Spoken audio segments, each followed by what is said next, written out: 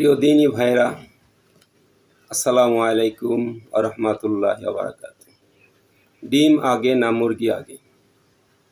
যদি ডিম আগে হয় তাহলে ডিমটা পারলো কে? আর যদি মুরগি আগে হয় তাহলে মুরগিটা আসলো কোত্থেকে? এ প্রশ্ন তুলেছে বার্ট্রান্ড রাসেল।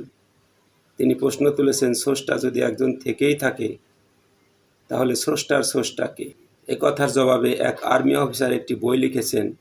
বইটির নাম আল কোরআন দ্য চ্যালেঞ্জ, মহাকাশ বড়। দারুণ লিখেছেন তিনি। বইটি যদি পান তাহলে আপনারা পড়ে দেখতে পারেন। তিনি বইটির শেষ ভাগে লিখেছেন যে স্রষ্টার স্রষ্টাকে তাই তুমি তালাশ করো।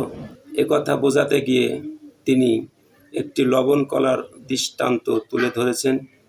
একটি লবণ কণার ভিতরে যতগুলো উপাদান থাকে, যতগুলো গুণাগুণ থাকে, যতগুলো ক্লাস থাকে, যতগুলো উপকরণ থাকে, অর্থাৎ একটা লবণ কণা যতগুলি উপকরণ, যতগুলি উপাদান ধারণ করে, এতখানি জিনিস ধারণ করতে 1000 বার্ট্রান্ড রাসেলের মগজ দরকার। সাধারণ একটা লবণ কণা চিন্তা করাই যদি এত কঠিন হয়, আর এই মহাবিশ্বের যিনি স্রষ্টা, তার স্রষ্টাকে খোঁজা, তার স্রষ্টাকে তালাশ করা, এটা পাগলের পাগলামি ছাড়া আর কিছুই নয়।